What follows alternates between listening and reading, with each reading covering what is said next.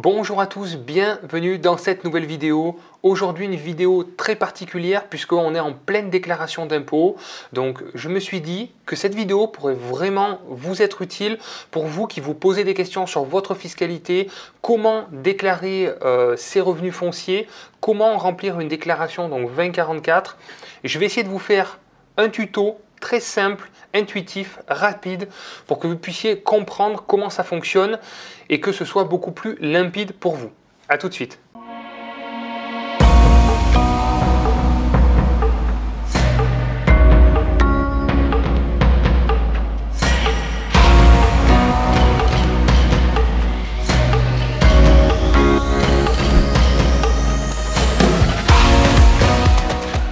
Bienvenue dans cette nouvelle vidéo, je suis très content de vous retrouver encore une fois. Merci à tous pour votre soutien, merci à tous pour vos messages, vos encouragements. C'est pour ça que j'ai envie encore de continuer, de vous donner encore plus de contenu. Donc n'hésitez pas à vous abonner si ce n'est pas déjà fait. Merci pour tous ceux qui me mettront un petit like, ça m'encourage aussi à me développer et à me faire connaître sur YouTube. Donc merci à tous. Je vais vous filmer mon écran. Clairement, je vais vous faire une synthèse de votre déclaration. Donc pour tous ceux qui ont des revenus fonciers à déclarer, j'espère que cette vidéo vous sera utile. Et pour tous ceux qui n'ont pas encore de revenus fonciers, qu'est-ce qui se passe? Qu'est-ce que vous attendez? Vous avez tous les outils sur ma chaîne pour vous aider à passer à l'action. Donc aujourd'hui, on va traiter la déclaration de revenus fonciers. Certains d'entre vous font appel à des experts comptables, c'est très bien. Moi, au début, je l'ai beaucoup fait moi-même, même encore, ça m'arrive aussi. Des fois, c'est le comptable, des fois, c'est moi. Cette année, c'est moi qui l'ai fait. Vous allez voir, très simple. Si vous avez quelques notions de calcul de base, vous allez très facilement pouvoir remplir votre déclaration. Et comme ça, vous allez avoir une vision du résultat net à déclarer. A tout de suite, je vous retrouve de l'autre côté dans l'écran. Alors, bienvenue à tous, donc on se retrouve là sur mon écran. Alors voici la déclaration, ce qu'on appelle 2044, c'est la déclaration de revenus fonciers, qui va vous permettre justement de déclarer vos revenus fonciers. Donc les revenus fonciers, c'est de la location nue, longue durée, détenue en nom propre ou par le biais de SCI à l'IR, ou la location de locaux commerciaux aussi, professionnels. Voilà, ça s'apparente à des revenus fonciers. Alors, on va essayer de faire quelque chose de très simple. Alors, qu'est-ce qu'il faut remplir? Là, vous avez vu nom, prénom. Bon, je ne vais pas passer une heure. Vous mettez votre nom, votre prénom, l'adresse complète de votre domicile, bien sûr. Cette partie-là, elle concerne les sociétés civiles immobilières à l'impôt sur le revenu ou les FPI, enfin les fonds communs de placement. Bon, c'est à part. Ça va concerner quelques cas à part. Je ne vais pas m'étendre dessus parce que c'est encore l'objet d'une autre vidéo. Donc, pour tous ceux qui ont des SCI à l'IR, ça se passe ici. En bas, vous allez mettre votre signature, datée, signée. Vous allez mettre votre signature. Ça, c'est la première page. Vous voyez déjà, on a rempli la première page. Bon, après, ça se complique. Voici les autres pages. Donc là, on se retrouve avec la page numéro 2 et la page numéro 3. Je vous les ai mis côte à côte pour que vous puissiez avoir une vision d'ensemble. Puisque ce qui est intéressant, c'est de voir que c'est des lignes continues pour avoir des totaux à chaque fois.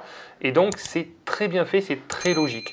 Donc, comment ça se passe? Ici, vous avez compris, vous avez des immeubles, immeuble numéro 1, immeuble numéro 2, numéro 3, et j'espère que vous allez arriver jusqu'au immeuble numéro 8. Vous allez mettre en face le nom et prénom du locataire. Donc si c'est des immeubles avec plusieurs logements, bien sûr, vous n'allez pas avoir la place.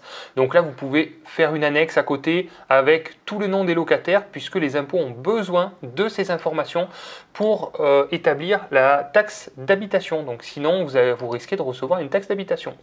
Donc je vous invite à bien noter le nom de tous vos locataires. Ensuite, vous avez la date d'acquisition de l'immeuble, voilà, qu'il faut mettre toujours, et l'adresse donc de l'immeuble. Donc quand c'est un immeuble, c'est une ligne et après on peut avoir plusieurs locaux par immeuble comme vous pouvez voir juste sur la ligne en dessous. On peut donc marquer 3 appartements, donc par exemple s'il y a 3 appartements dans cet immeuble numéro 1. Alors, on attaque tout de suite. Les loyers, ils vont s'inscrire ici dans cette première partie en haut. Les loyers bruts, c'est les loyers hors charge que vous avez encaissés dans l'année. Voilà. Les charges se trouvent sur la ligne en dessous. Voilà, elles vont se trouver juste ici, les charges des locataires. Et donc, voilà, après vous allez, je vous passe le détail parce que sinon on pourrait y passer des heures. Si vous avez des conventions ANA, etc., on verra plus tard. Votre total, il est ici, en bas. Voilà, vous avez votre total de revenus bruts. Ensuite, on va passer au... donc là, vous avez compris, c'est par immeuble, par colonne, hein, nombre de locaux, et à chaque fois, il faut bien remplir les colonnes à chaque immeuble. On va passer aux charges. Voilà, ce qui nous intéresse, c'est les charges pour faire baisser ses revenus au maximum. Donc, frais d'administration, de gestion, vous avez vu frais de conciergerie, honoraires et commissions versés à un tiers, frais de procédure, etc. Là, vous allez mettre tous vos frais donc, de gestion. Si vous faites gérer dans une agence immobilière, vous allez les mettre ici. Si vous avez des frais d'huissier, d'avocat, de procédure, etc., vous mettez tous ces frais ici. Ils sont déductibles. La ligne d'en dessous, c'est 20 € par logement. Donc, si vous avez un immeuble de 4 appartements, vous allez inscrire 80 €. Alors, la ligne 223, c'est les primes d'assurance. Alors là, vous n'allez pas en oublier, il y a pas mal d'assurances à déduire. Premièrement, vous avez l'assurance propriétaire non occupant. Donc ça, c'est l'assurance obligatoire que vous prenez pour assurer les murs. Vous avez l'assurance du crédit que vous déduisez aussi, qui se trouvera ici. Si vous prenez des assurances de loyer impayés, des GLI, etc., tout ça, vous le mettez ici. Tout ce qui concerne les primes d'assurance. Ensuite, on passe aux dépenses de réparation, d'entretien et d'amélioration. Donc là, c'est tous les travaux. Hein. Voilà, vous savez que les travaux d'amélioration de l'habitat sont déductibles en revenus fonciers. Attention, encore une fois, je le rappelle, pas la création, pas la construction, pas la reconstruction, mais toutes les dépenses donc, de réparation et d'amélioration de l'habitat. Quand vous rénovez un logement, ça se trouve ici. Et donc là, le but, c'est d'avoir le plus de travaux possible, surtout si vous achetez. Voilà, pour avoir une belle enveloppe déficitaire. Bon, alors après, je vais passer un petit peu, on va se concentrer sur la partie les plus importante, donc taxe foncière. Donc là, vous enlevez donc, le montant de la taxe foncière, attention, sans la taxe des ordures ménagères. Donc c'est ici. Taxe foncière, alors c'est vrai que, voilà, taxe foncière, c'est bon. Après... toutes les charges que vous avez payées en copropriété qui restent à votre charge, ça se trouve ici. Voilà. Si vous avez des appartements en copropriété, vous avez souvent une partie à votre charge en tant que propriétaire bailleur, et donc vous pouvez les mettre ici. Voilà. Après, bon, on va passer sur le reste parce que ça va concerner très peu de monde, donc je voudrais faire une vidéo assez courte. Vous allez avoir donc le total de vos charges, de vos frais et charges qui va se trouver ici. Ensuite, vous allez mettre les intérêts d'emprunt. Donc là, les intérêts liés à votre crédit immobilier, voilà, vont se mettre ici. Et là, vous allez respecter, du coup, ce qu'il vous demande de faire, les lignes, tac, tac, tac, voilà, ligne 215 moins la ligne 240 moins la ligne 250. Donc, on déduit des revenus, les frais, finalement. Et on se retrouve donc avec un bénéfice ou un déficit, pardon. Voilà. Et donc, en fait, ce que vous allez faire, vous allez le faire ça pour tous les immeubles. Et vous allez vous retrouver avec un total. Là, vous allez avoir un total de recettes. Vous allez avoir un total de frais et charges. Vous allez avoir un total d'intérêts d'emprunt. Et bien sûr, un total qui va être positif ou négatif. Alors ensuite, je vous montre comment ça se passe. Je vous ai mis, voilà, le descriptif des frais. Donc, pour vos travaux, il va falloir détailler un petit peu ce que vous avez fait. Donc là, vous mettez le numéro de l'immeuble et la nature des travaux. Voilà, donc il faut être un peu succinct. Hein. Si vous n'avez pas trop de place, vous pouvez faire une annexe à part, n'hésitez pas.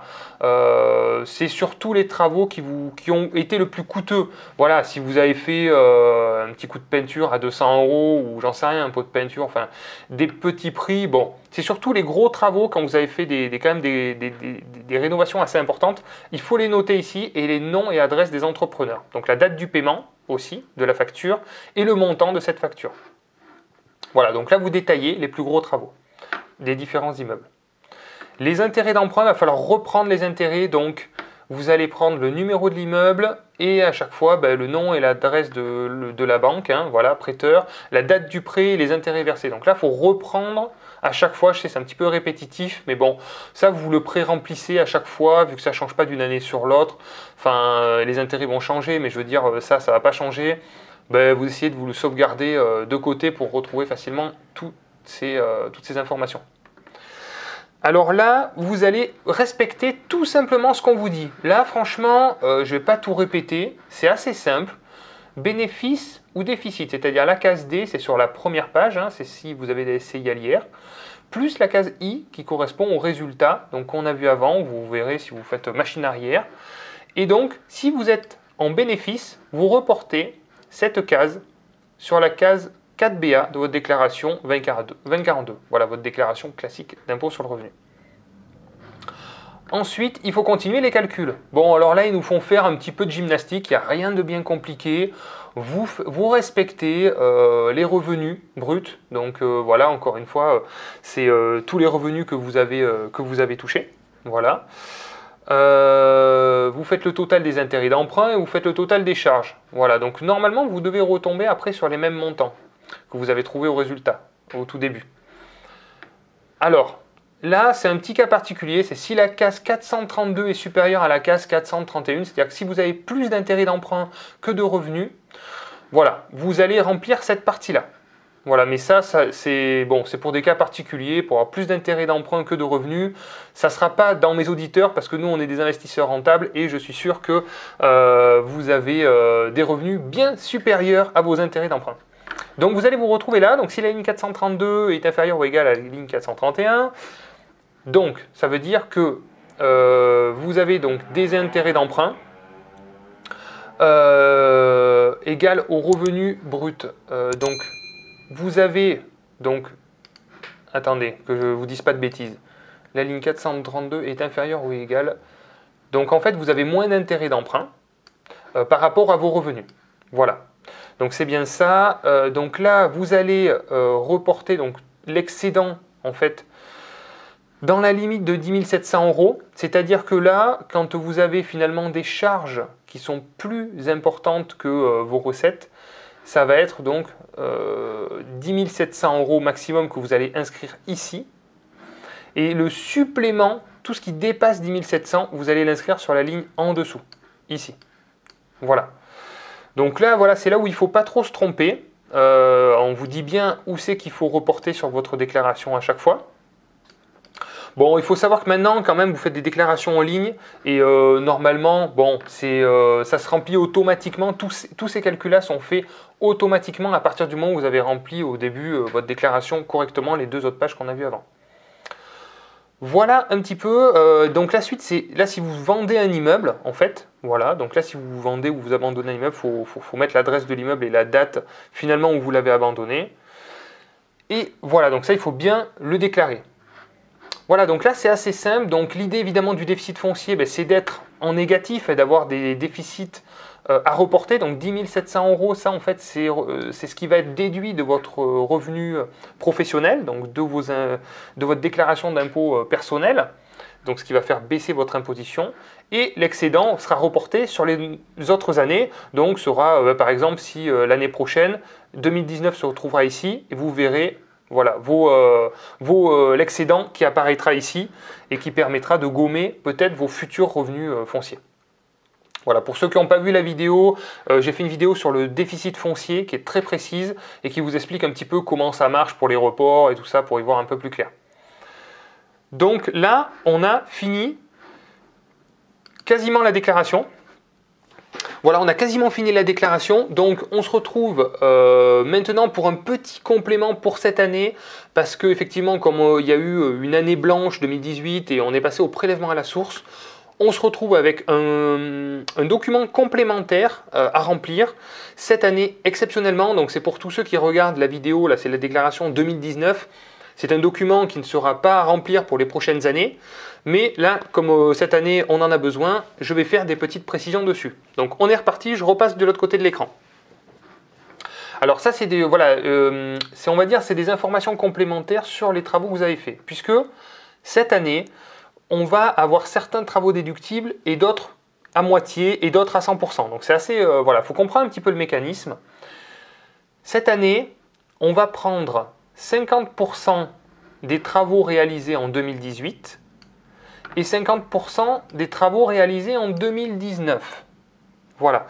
Donc, il faut comprendre qu'on a des exceptions, puisqu'on peut effectivement déduire 100% des travaux qui ont été réalisés en 2019, mais dans certains cas. Donc, pour 2018, c'est que 50% de ces sommes, c'est-à-dire travaux d'urgence.